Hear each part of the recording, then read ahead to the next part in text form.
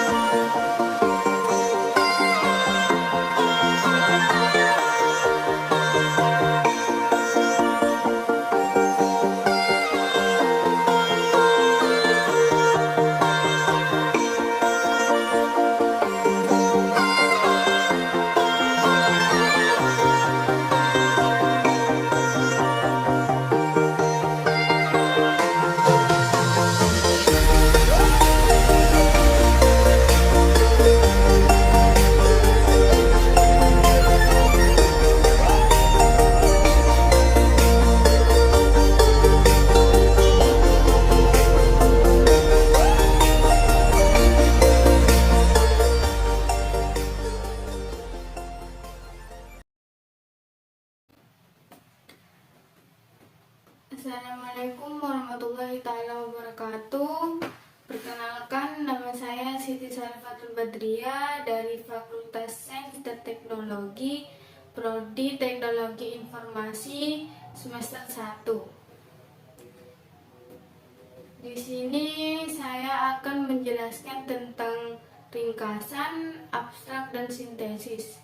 Apa itu ringkasan, apa itu abstrak, dan apa itu sintesis, saya akan menjelaskannya. Yang pertama ada ringkasan. Ringkasan adalah menyajikan kembali sebuah tulisan yang panjang ke dalam bentuk yang pendek atau meringkas. Jadi, ringkasan itu memadatkan teks atau kalimat yang awal mula panjang menjadi lebih pendek. Tindakan meringkas dapat dilakukan terhadap berbagai jenis teks, diantaranya yang pertama ada ringkasan atas novel, yang kedua ada ringkasan atas buku laporan tahunan, yang ketiga ada ringkasan atas sebuah bab sebuah buku. Kemudian untuk sampai pada ringkasan yang baik, cara yang dapat dilakukan oleh penulis adalah menghilangkan segala macam hiasan dalam teks yang akan diringkas. Jadi kata hiasan itu tidak harus dimasukkan ketika kita akan membuat ringkasan. Itu hiasan seperti tidak perlu dimasukkan ketika kita akan meringkas. Yang dimaksud dengan hiasan dapat berupa ilustrasi atau contoh. Jadi ilustrasi atau contoh itu tidak harus dimasukkan. Kemudian ada keindahan gaya bahasa. Seperti kalau kita membaca novel-novel pasti ada majas kan? Jadi itu tidak harus dimasukkan. Yang ketiga ada penjelasan yang terperinci. Jadi kalau kita meringkas itu tidak harus terlalu rinci ringkasannya. Terus ada ciri-ciri ringkasan. Penulis haruslah mempertahankan urutan pikiran dan cara pandang penulis asli. Yang kedua ada penulis harus bersifat netral. Yang ketiga ada ringkasan yang dibuat harus mewakili gaya asli penulisnya. Jadi ini adalah ciri-ciri dari ringkasan. Kemudian ada abstrak. Abstrak adalah karangan ringkas berupa rangkuman. Istilah ini lazim digunakan dalam penulisan ilmiah. Oleh karena itu, abstrak terikat dengan aturan penulisan ilmiah. Jadi kalau kita membuat abstrak itu pasti mengambil dari sebuah artikel. Kalau ringkasan itu kan tidak harus di artikel, kalau abstrak itu harus dari artikel. Dalam sebuah abstrak setidaknya ada hal-hal berikut. Yang pertama ada latar belakang atau alasan-alasan atas topik yang dipilih. Yang kedua ada tujuan penelitian yang dilakukan oleh penulis. Yang ketiga ada metode atau bahan yang digunakan dalam penelitian. Keluaran atau kesimpulan atas penelitian. Jadi kalau kita membuat abstrak itu di dalamnya harus ada empat hal-hal ini. Dalam empat ini itu harus ada di dalam abstrak. Kemudian ini adalah contoh dari abstrak. Abstrak itu ada 3 unsur. Yang pertama ada tujuan, yang kedua ada metode penelitian, yang ketiga ada kesimpulan atau hasil penelitian. Jadi di dalam abstrak ini yang pertama kita cari tujuannya dulu ya. Di slide ini, di baris ini itu ada tujuan penelitiannya.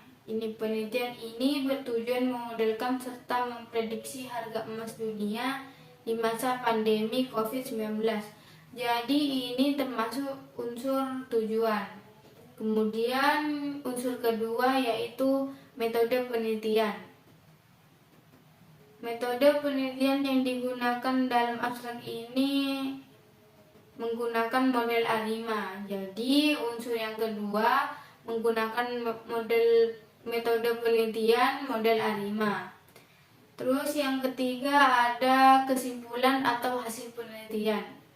Jadi kesimpulan atau hasil penelitian ini ada di sini. Hasil prediksi harga emas dunia untuk bulan Agustus 2020 hingga Januari 2021 berturut-turut adalah sebesar ini. Ini adalah kesimpulan atau hasil kesimpulan atau hasil penelitiannya. Kemudian ada sintesis.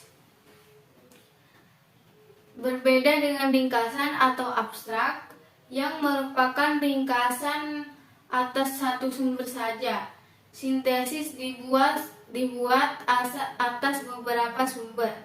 Pada dasarnya, sintesis adalah merangkum intisari bacaan yang bersumber bacaan yang berasal dari beberapa sumber. Jadi kalau kita itu membuat sintesis itu tidak dari satu sumber, tapi dari beberapa sumber. Ada sejumlah syarat yang harus diperhatikan oleh penulis dalam membuat sintesis. Di antaranya, yang pertama, penulis harus bersikap objektif dan kritis atas teks yang digunakannya. Yang kedua, ada bersikap kritis atas sumber yang dibacanya. Yang ketiga, ada sudut pandang penulis harus tajam. Yang ketiga, penulis harus dapat mencari kaitan antara satu sumber dan dengan sumber lainnya. Yang kelima, ada penulis harus menekankan pada bagian sumber yang diperlukannya.